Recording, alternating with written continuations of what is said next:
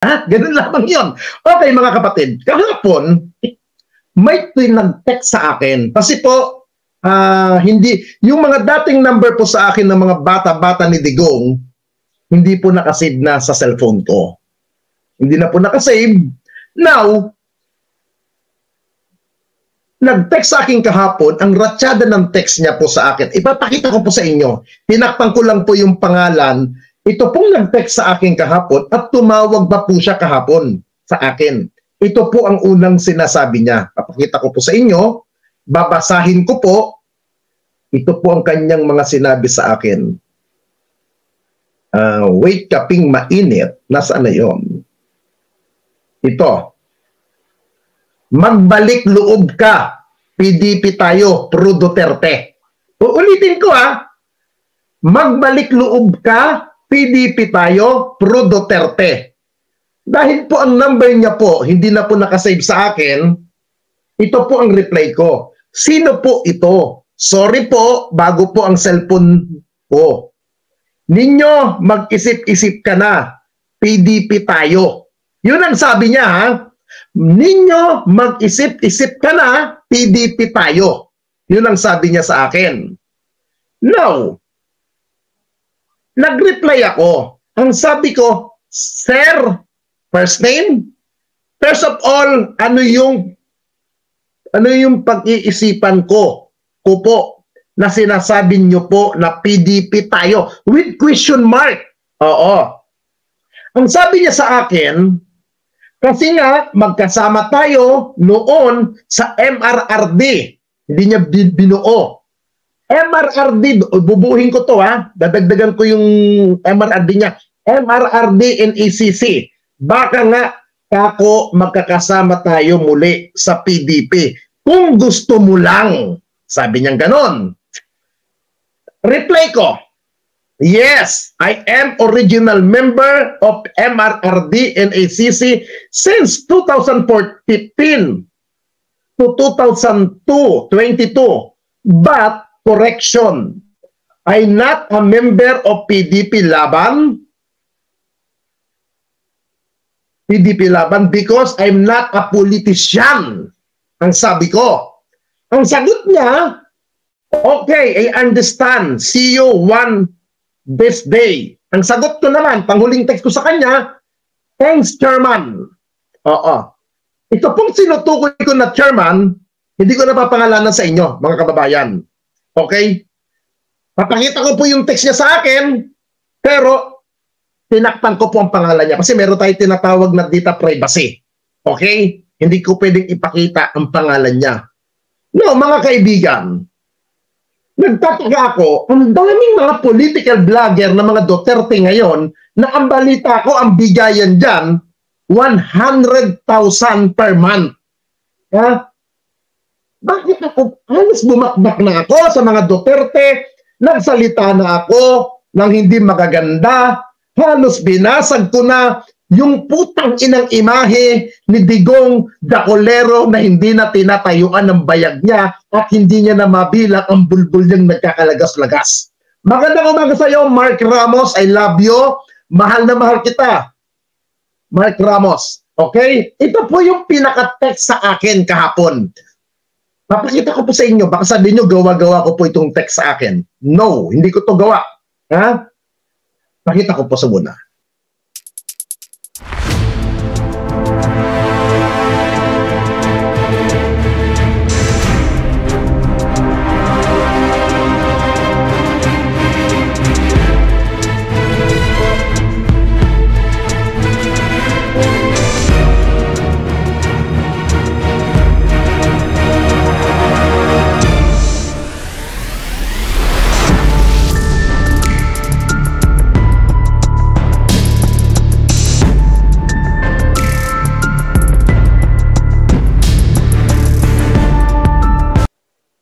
Yan po ang text sa akin kahapon. Nang isa, kaya po chairman ang tawag ko sa kanya, chairman po siya nung panahon na yon sa isang cabinet posisyon. Tinalaga siya ni dating Pangulong Duterte na chairman. Kaya chairman ang tawag ko talaga sa kanya. Now, mga kaibigan, ito ang nakakatawa. nung sinabi ko sa kanya kagahapon, tinawagan niya ako at ang sabi niya, Ninyo, Duterte ka. Hindi ka BBM, hindi ka Romualdez. Yun ang sagot niya. PDP laban ka ninyo. Sabi niya ganon. Ang sagot ko sa kanya kahapon, Sir, correction po. Hindi po ako politik. Hindi po ako politikong tao. Pamilya ko politiko. Ako po ay isang vlogger lamang. Hindi po ako politiko. Yun ang sagot ko sa kanya. Now, parang nairita siya kahapon doon sa pag-uusap namin sa cellphone, sa tawag niya, dahil ang sabi ko, una-una sir, naging faithful ako kay dating Pangulong Duterte. Nung siya'y bumaba sa pwesto, nanawagan po si dating Pangulong Duterte sa mga supporter niya, sa mga taong ika nga solido. Kabilang ako doon, sabi ko sa kanya. Sinunod ko ang tayo ni Pangulong Duterte dati.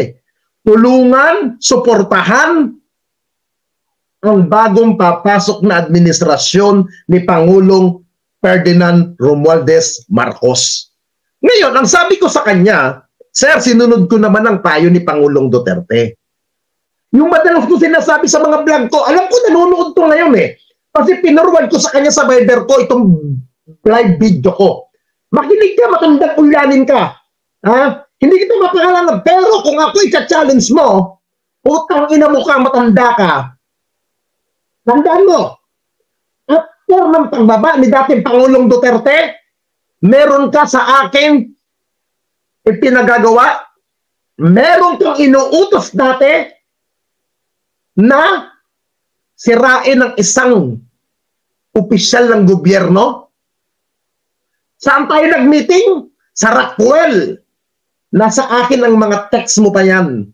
May mga conversation tayo sa Viber. Tandaan mo yan. Chairman, hindi mo maididinay sa akin. Hindi kita mapangalanan. Ha? Pero, wag mo kong uutusan, wag mo kong tatawagan para sabihan ako na magbalik loob. Bakit ako magbalik loob dyan? Eh, ang gulo-gulo na ninyo eh. Ha? Gagamitin nyo na naman ako dyan? Ha? Hindi ko sinasabi. Mula ako naging political vlogger 2020, never akong naging anti-government. Ha?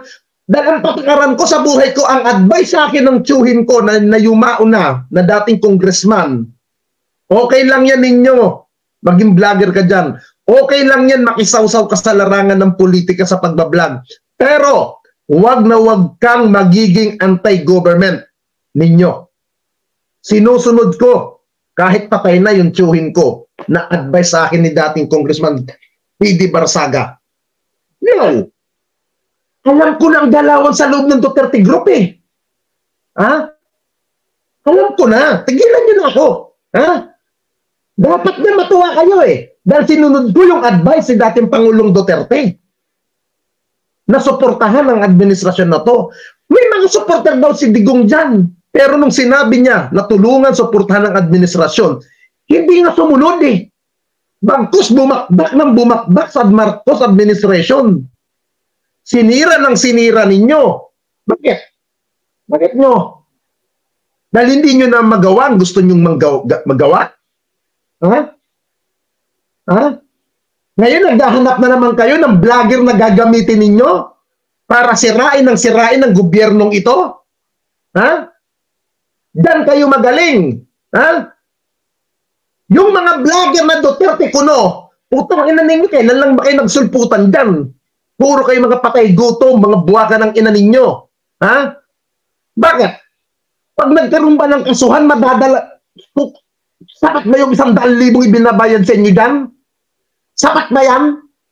Ha? Sapat ba yan? Ha? Pang ina ninyo, nung nawala si dating Pangulong Duterte, binitawan din ako ng tao na yan. Tagpad ang kasong inabot ko. Kahit bilaan ng hearing ang pinupuntahan ko, mga putang ina ninyo. Ha? Nagpapatulong ako dyan sa isang ibang senador dyan na mga katao ni Digong. Dead man na lang kayo. Tapos ngayon, maghihimok na naman kayo, pabalikin ako dyan. Bakit? Anong gusto nyong papagawa nyo na naman sa akin? Sinong pabababoy nyo sa akin? Ha? Sinong gusto nyong balhurain ko? Mga putang ina ninyo. Ha? Ha? Ganyan ang galaw ninyo dyan. Ha? Ako, hindi ako nag-a-apply na vlogger. Putang ina ninyo. Ayan o. Opisyal ng gobyerno dati ni Digong. Malapit sa kanya yan, may message ako. Buti nga, di ko pa nilalabas buong pangalan niya sa social media eh. Text niya ako ngayon. Utang ina niya na mabaliw siya sa akin. Ilabas ko yung mga conversation namin.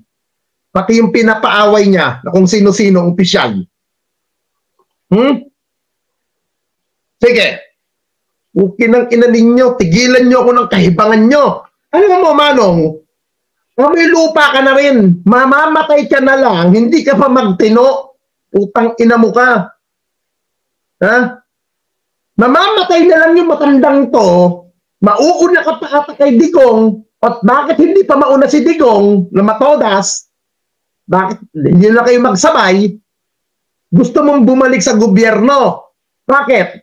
Para magnakaw, pagkakuwartahan na naman ang tanggapan ng pinanggalingan mo. Ha? Hindi ka ba nahiya niyan? Pagharap mo ang mga tao, akala mo professional ka, akala mo disente ka, pero demonyo kang matanda ka. Ha? Nakakahiya ka. Ha? Nakakahiya kang gurang ka. Utang ina mo. Ha? Ang kapamantayan ko sa buhay ko, hindi ako magiging anti-government. Kasi nasa Biblia yan. Magkasakop kayo sa gobyerno. Ginagawa ko lang yung obligasyon ko, sinusunod ko. Ako alam ko makasalanan akong tao. Alam ko ang sarili ko, kapasidad ko. Pero yung dadalhin nyo na ako kulit dyan, ibabalik nyo ako dyan, hindi na ako ganong katanga para sumunod pa sa inyo. Ha? Gusto nyo lahat. Makuha nyo lahat. Bulagin nyo, sirain nyo. Ayun o. Baka yung isang OFW yung nasa Hong Kong, yung Timawa. Yan, baka gusto na ng trabaho. Ha? Okay ng inang yun. Si Attorney P ba? Yan. Hindi ko na lang papangalanan. Itong gurang na ito. Gurang na to eh. Ha? Yung binabanggit mong Attorney P, nagkita kami nung nakaraan sa Green Hills eh. Eh nagkataon, kumakain ako doon sa isang gutuhan. Yung gutuhan sa Green Hills, sa Vera Mall.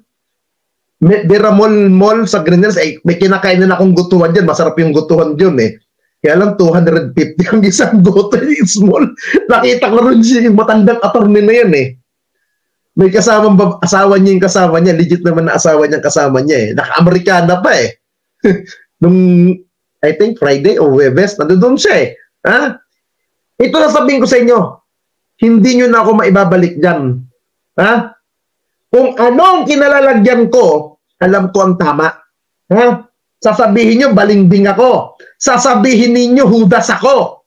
Mas hudas ako kung hindi ko sinunod ang sinabi ni dating Pangulong Duterte na suportahan, tulungan ang administrasyon na to. Doon, magiging hudas ako kung hindi ko sinunod ang panawagan ni dating Pangulong Duterte. Sinunod ko ang utos niya. Kaya, dito ako. Ngayon, uulitin ko ulit. Kung may awayan man si Pangulong Duterte at si Pangulong Marcos, labas ako dyan. Ha? Wala akong pakialam sa awayan nilang dalawa. Totally na si Pangulong Marcos. Bakbak kayo ng bakbak. Hindi ba tayo salita lang kay Pangulong Marcos na binabakbakan kayo? Hindi. Hindi nga pumapatol sa inyo yung mama. Yes, talaga hindi ako babalik dyan. Ba't ako babalik dyan? Putang ina nila. Ha? Ha? Ha? Tandaan nyo guys. Ha? Si Pangulong Marcos, kampante lamang sa sarili. Ha? Hindi siya pumapatol sa mga walang kakwentang taong katulad nyo. Yung sinisira nyo, si House Speaker Martin Romualdez. Kung ano-anong pinagkasabi nyo kay Speaker Martin Romualdez. Oh, pinatulong ba kayo ni Speaker? Hindi. Bangkos yung mama. Nagtatrabaho, umiikot, at dahil pinakikinggan ni Speaker Martin Romualdez, kung anong hinaing ng mga tao. Ha? Kung anong gustong iparating ng mga tao sa gobyerno, nagiging tulay. At si Speaker Martin Romualdez na sinasabi ng tambaluslos, ganito, ganyan, hindi siya yung politikong patulog-tulog sa opisina. Ha? Dama ng tao na umiikot si Speaker kasi alam ni Speaker, ang kanyang trabaho bilang House Speaker, pakinggan, alamin kung ano ang maitutulong ng gobyerno. Ha? At yan ay pinararating ni Speaker Martin Romualdez sa Pangulong Marcos para maaksyonan. Ha? At dito sa Marcos administration, walang nagmumurang gobyerno. Ha? Hindi sa dating administrasyon, puot at galit, pagmumura, putang ina nyo, sisipain ko kayo, papatayin ko kayo. Dito walang ganyan. Ha? Hinahayaan ng Marcos administration mabuhay ang mga taong sumusuko, ang mga tao na nahuhuli. Hindi kagaya ng administrasyon ni Pangulong Duterte, pinapapatay ang mga tao. Pag alam nilang kalaban sa gobyerno, pag alam nilang kalaban nila sa politika. Ha? Dan kayo nakakahiya, mga puki ng ina ninyo. Ha? Tapos ngayon, isang tanga ng member ninyo, isang tangang opisyal ninyo, mag-aaya na balik loob na daw ako. Ba't ako naman balik loob sa mga gagong katulad ninyo? Ha? Ha? Nakakahiya kayo, mga puki ng ina ninyo. Ha? Nakakahiya. Ha? Maghanap na naman ba kayo ng vlogger na uutuin ninyo, na uululin ninyo, para magsama-sama na naman dyan? Ha? Ayos ako dito sa gobyernong ito. Ha? At obligasyon ko ang sumunod sa gobyerno, ang magpasakop sa gobyerno. Hindi ako rebuilding tao. Hindi ako komunistang tao para lubanan ang gobyernong ito. Ha? Hindi ako aktivista. Hindi ako rebelde para walang hiyain ng gobyernong ito. Ha? Hindi pa nasisira ang ulo ko para hiyain ang gobyerno at bastusin ko ang gobyernong ito. Ha? Tapos gusto ninyo, magbalik loob na daw ako. Ha? O ito guys ha, sa mga bagong pasok, para po alam ninyo, yung message sa akin ng isang siksik, isang dikit, isang tagahimod ng tumbong ni dating Pangulong Duterte. Hindi ko nila papangalanan. Papakita ko sa inyo yung private message niya sa akin kahapon. Ito po yun.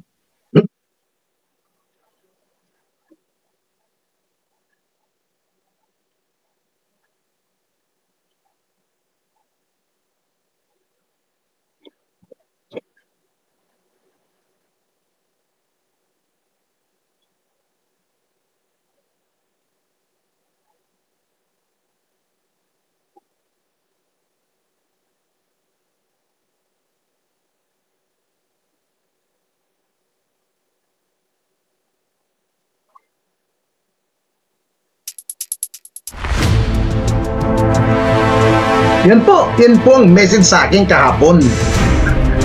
Ha? Wala na akong panahon po dyan. Ha?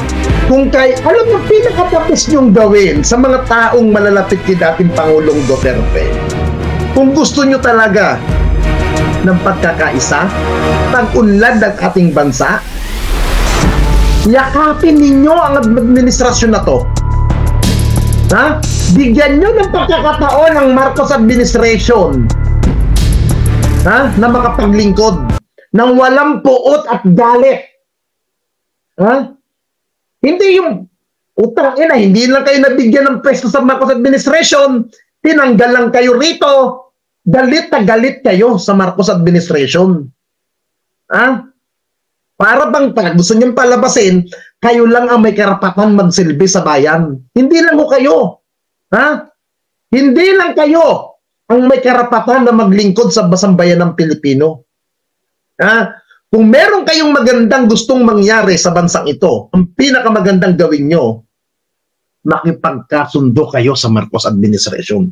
Kung meron kayo nakikitang magandang solusyon, ibigay ninyo sa Marcos administration sa paraan ng pakikipagkaisa. Ha? Magtiwala tayo sa gobyerno. Ha? Hindi gobyerno ang luluhod sa inyo, mga putang ina ninyo. Kahit walang Duterte, ha? Kahit walang Duterte, kayang bumangon ng bansang Pilipinas. Ha? Kayang tumayo ng gobyerno ni Pangulong Marcos. Ha? Kung ayaw nyo ng pagkakaisa, manahimik kayo. Hindi yung gusto ninyo kayong masusunod. Ha? Ito nakakatawa kay dating Pangulong Duterte, sa matandang ulyanin na yan. Ha? Nung mga nakaraan ko ano mga pinagsasabi, kung ano-anong mga panlalait kay Pangulong Marcos ang pinagkasabi, ngayon ito sasabihin niya. The honor. Marcos is excellent. Walang problema. We will agree para wala na lang gulo.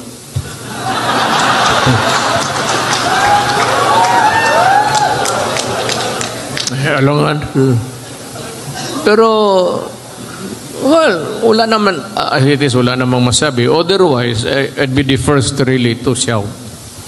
Yung wala namang abuso si Marcos na ano. For as long as he maintains his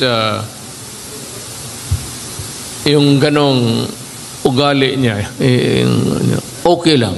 I think that I can live with him. I can bed with him. But wag lang yung kagaya noon na may mga abuso, then there is favoritism, lalo na sa military.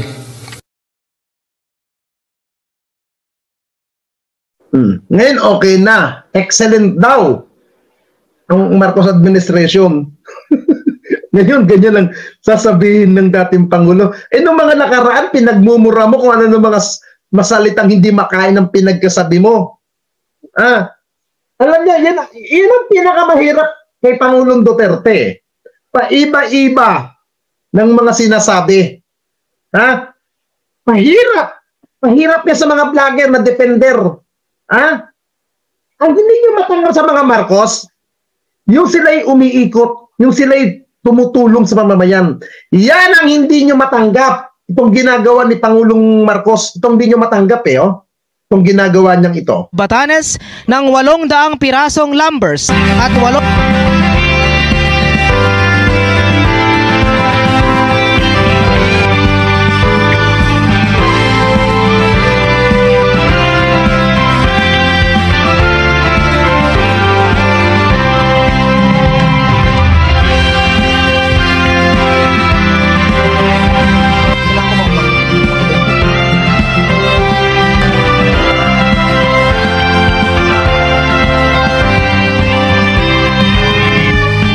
Gayon din po ang pamamahagi. Nandito para matignan kung ano ba talaga yung inyong mga pangangailangan. At mabuti na lang at bago dumating yung bagyo ay nakapagdala na kami ng libo-libo na food pack. Kaya nung pagdaan ng bagyo, nakapag-distribute ka agad. Ngayon, ang susunod, second round na. Yes, sir. Second round na ng food pack. Tapos ngayon, ginagawa na natin yung mga intake na yung para yung mga nangangailangan ng AKAP, ng tulong kung ano man ang tulong na kasi pagkatapos ng food pack, yung iba-ibang pangangailangan ng mga ibang pamilya, bawat bahay, kaya kailangan magbigay na kami ng cash. So magre-release na tayo ng tigte 10,000. Tigte 10,000 bawat household. Dinagdagan ng Speaker of the House ng 15 million ang release para sa tulong. Ang Office of the President na naman magre-release kami ng 25 million para sa inyo. Ang susunod na kailangan namin gawin ay yung pagkatapos nito yung sa pag-rebuilding. Dahil nakita ko yung nasira, yung mga ibang bahay talaga, lalo na yung mga kahoy, yung mga talaga natangay lahat. So yun ang susunod namin gawin. Nasimulan na ng province na magbigay ng yero at saka kahoy at saka ito mga 2x2 para at least meron na tayo magawa. Pero hanggang Hanggat may kailangan, sabihan nyo lang kami. At nandito na si Governor, nagre-report sa akin, pinapadalang kami ng video. Nakita namin kung gaano kalakas. Hindi nga makalabas ng bahay ang Governor ninyo. Sabi niya, hindi pa, inaantay namin na wala. Pero masyado kayong nagustuhan ng hulyan, ayaw kayong iwanan. Isang araw, tapos bumalik pa. Talagang siguro maganda rito masyado sa Batanes, kaya ayaw umalis yung yung bagyo. Sige, good luck sa inyo. Kung kagaya ng akin nasabi, kung ano pa yung pangangailangan ninyo, patuloy naman ang aming pagdala. Magdadala pa kami ng food pack ulit. 14,000. Yung unang naipadala ay 14,000. Na-release mga 7,000 na food pack. Magra-round 2, ubusin na namin yung unang 14,000, may parating na 14,000 pa. Tapos susunod na doon, ang susunod na ron ay yun na nga, yung cash assistance na.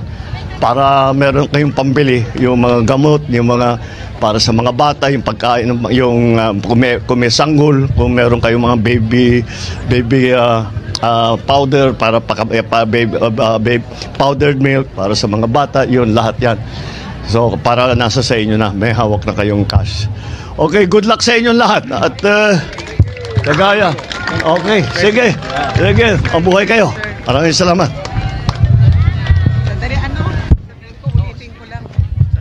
Okay, uulitin ko lang sa pagpunta ni President Bongbong Marcos dito, mayroon siyang ibibigay sa atin na 25 million.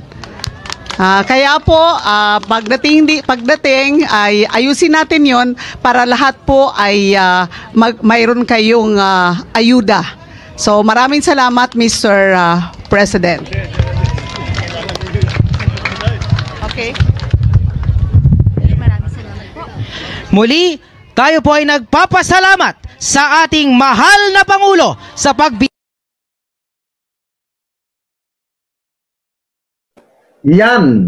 Yan po ang ginawa ni Pangulong Marcos na kung saan may mga kababayan tayong nabiktima ng kalamidad, pumunta siya at maliban sa pagpunta niya, nagbigay din siya ng cash assistance sa LGU ng 25 million.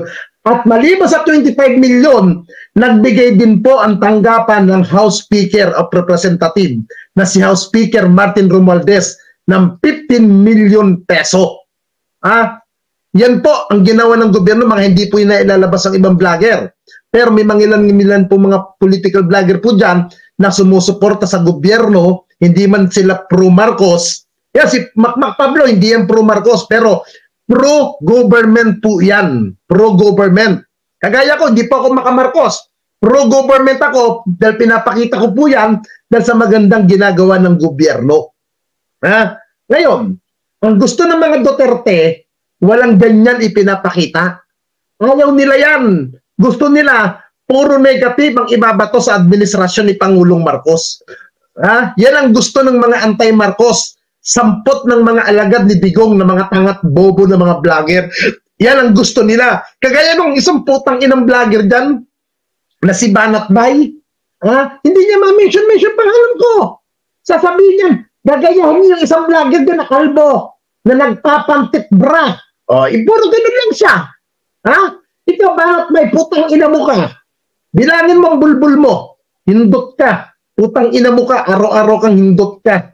Putang ina mo. Kaya mga kababayan, yan ho yung tipo na mga gusto ni Digong na ayaw niyang ipakita sa social media. Ang gusto nila, puro panghihiya sa Marcos administration. Para naman, sila ang bida. Yun ang gusto nila. Sila ang bida. Sila ang bida at ang kontrabida ang Marcos administration. Yun ang gusto nilang mangyari. Kita nyo na lang ito, sample po ito. Noong nagsalita si dating Pangulong Duterte na kung ano-ano, may nakita kong video. Tinanong yung anak ni Pangulong Marcos, ano ang reaction mo sa dating Pangulo? Si Congressman Sandro Marcos, itong sagot ni Congressman Sandro, ang ganda. I didn't hear anything. Regardless of what Mayor Basta says, I still have the utmost respect for him. I still consider him a friend. If he wants to talk to me about it, he's more than welcome to anytime. He has my number. So that's all I can say about it. any comment po Pong doon sa sinabi ni former President Rodrigo Duterte sa prayer rally last night? Binigyan niya ng grado I'm not gonna comment on any statements of any former presidents because I don't think it would be appropriate. I still think, given that they are former heads of state, that they should be afforded the same respect that the current head of state should be afforded as well. Di ba, ang ganda ng tanong, ang ganda rin ng sagot ni Congressman. Ang tanong sa kanya, ano po ang inyong reaksyon sa mga sinabi ni former President Rodrigo Roa Duterte about sa iyong father? Ano sagot niya? Wala siya sa lugar at siya rin nire-respeto niya kung ano man ang saloobin dahil yan ay dating Pangulo. Yan ang anak ng Pangulong Marcos. Hindi kagaya ng anak ni dating Pangulong Duterte, puro putang ina, puro pang-uulol, puro puot at galit ang ginagawa ng anak ni Digong. Di ba? Ito, anak ni Pangulong Marcos, oh. May karapatan magsalita. May karapatan mag-say ng negative sa mga Duterte. Dahil nilalait na yung kanyang ama. Pero hindi niya pinapatulan. Ha? Hindi siya naggumaganti. Yun ang maganda sa isang opisyal. Di ba? Hindi niya winawalang hiya. Si Speaker Martin Romualdez, pumapatol ba sa kanila? Hindi. Kahit nilalahait nila yung mama. Kahit na kung ano-anong masasakit na salita. Hindi nila pinapatulan. Kasi nga, mas abala sila sa pagtulong, sa pagdamay sa mga mamamayan na nangangailangan ng tulong. Yan ang priority ng mga Marcos. Hindi para makipag-awayan. Ha? Kung kayo gusto nyo ng putat galit, gusto nyo ng walang hiyaan, doon kayo. Kaya doon sa matandang gurang na sip-sip kay Digong na nag-text sa akin na tumawag pa kahapon, Hang, pupunta ako dyan sa'yo. Pag namatay ka na, gusto kong uminom sa burol mo. Ha? Ha? May mga nagtatanong ano raw ang clue? Ayokong malason. Ayokong malason. Ha? Yun ang clue. Ang clue. Sino yung opisyal ng gobyerno ni dating Pangulong Duterte na tumawag sa akin kahapon? Ang clue. Ayaw kong malason. Ha? Ayokong malason. Ha? Ayokong malason. Ngayon, hindi naman siya masyadong kilala yun eh. Kaya ang code name na lang natin sa kanya, ayaw kong malason. Yun na lang. Okay? So ayan na nga po, kumpirmado from Kuya Nino Barsaga, talagang itong PDP po at itong nag-chat sa kanya ay nag-e-employ na po ng mga vloggers. Nako, talagang nanggagapang na po eh. Yung itong si Kuya Nino Barsaga ay noon pong 2016, vlogger to ni Digong. Ngayon, 2024, kailangan nila ng vlogger kasi mahinang-mahina ang karera ng laban sa pagkasenador nitong mga PDP senators. Etong si Bongo, si Bato, etong si Ipe Salvador, mahina. Kaya po kailangan nila ng vlogger. Kaya lang, si Kuya Nino kasi, alam niya na kung ano ang kalakaran sa mundo ni Digong. Dahil siya ay galing dyan.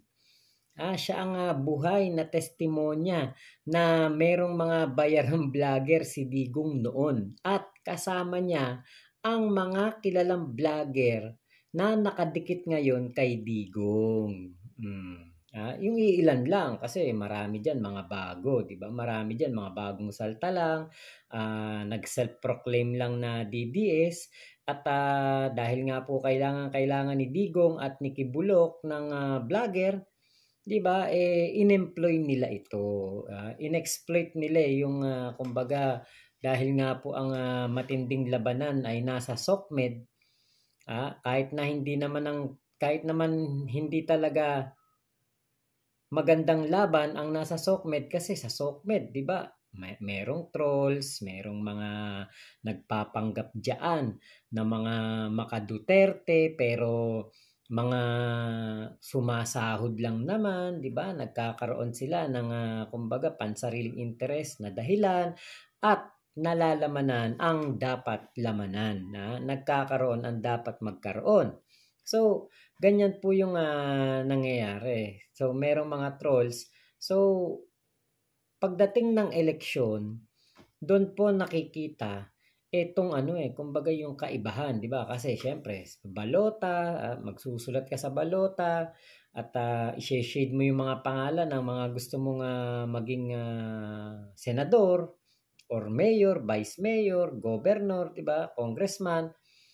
Diyan po malalaman sa mismong halalan na yung laban. Hindi naman sa SOCMED Kaya lang, nauso kasi kay Digong, panahon ni Digong, in-employ niya yung mga vlogger na yan. Alam na alam nila na kumbaga kung paano sumabay sa pagbabago ng panahon, sa pagtaas ng antas ng teknolohiya, high-tech na SOCMED na ang kampanyahan. Yung hindi naaabot ng mga lugar sa SOCMED, tumitingin ang mga tao kung sino ang mga kailangan nilang maging senador o yung mapupusuan nila. 'Di ba? Kaya nga po lamang ang meron pong mga vlogger. Ginawa ni Digong yan at ngayon po marami na po ang gumagawa niyan. Kaya hindi na mauuto ni Digong o kung sino man ang mag-aaya diyan kay Nino Barsaga na bumalik pa sa PDP laban. Kasi nga po, gagawin kang vlogger. Tapos kapag ikaw nalagay sa alanganin, papabayaan ka na lang. Tapos kapag ikaw nagkaano pa, kumbaga, ang hirap kasi siguro kasi hindi ko pa nararanasan. Ang hirap siguro talaga nang meron kang amo sa pagbablog. Yung sa halip na, ako, kaya nga ako nag-vlog Kaya nga umistap ako sa pagtatrabaho kasi sa vlogging, solo ko ang buhay ko, hawak ko ang oras ko, katulad ngayon.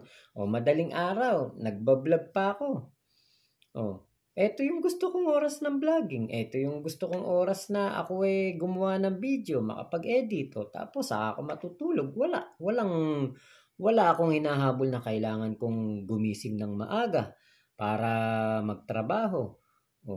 Ngayon, kapag ikaw, in-employ ka, kinuha kang vlogger, kailangan mo, kapag ikaw binigyan ka ng assignment, i-vlog mo to. Kailangan mong ma-vlog yan sa oras na binigay sa'yo. Diba? Ito, yung ganitong style, diba? Wala kang amo, wala kang iniintindi. Diba? Kung gusto mong kumita, gusto mong dumami views, mag-upload ka ng mag-upload. Pag tinatamad ka, huwag kang mag-upload. Ganun lang yun. Diba? Kaya nga po kung mapapansin naman ninyo, diba? Sino ba yung mga sugapa dyan sa sa views, 'di ba? Sino ba yung laging mga nagpe-fake news, clickbait para po tumaas ang views nila, 'di ba? Kasi kailangan nila 'yun. 'Yun ang kanilang way of living. 'Di ba? Kaya po alam naman na 'yan, Kapag sinabi po na ang mga DD shit vloggers, walang bayad. Nako, 'yan po ang isang pinakamalaking fake news. Kapag sinabing wala silang bayad, naku, fake news yan. Bakit? Andyan si Nino Barsaga, nagpapatotoo kung ano ang nangyayari diyan sa DDS community. At nakita nyo naman yung mga video ni PBBM, mga mabubuting kanyang nagagawa. Wala pong nagbabalita niyan sa mga DDS. Bakit? Kasi nga po, hindi sila patas. Hindi sila pantay sa pagtingin. 'Di ba? Kaya po ang iba-vlog lang nila kung ano lang yung ilalabas ng kanilang boss na issue, kung ano lang yung iuutos sa kanila. Kaya po kita nyo, hindi nga nag-trending yung video na pagtulong ni PBBM diyan po sa Batanes 'Di ba? So alam na yan ni Kuya Nino. Alam na rin yan ng mga BBM supporter. Kaya nanggagapang na at naghahanap na po ng kakampi ang mga DD shit. So yun lamang po. Maraming salamat sa pagsama nyo dito sa aking vlog na ito. Ingat po kayo. Nasaan mang panig kayo ng mundo. Momo chup chup. Love you. God bless us all. Pilipinas. God first. Salamat po.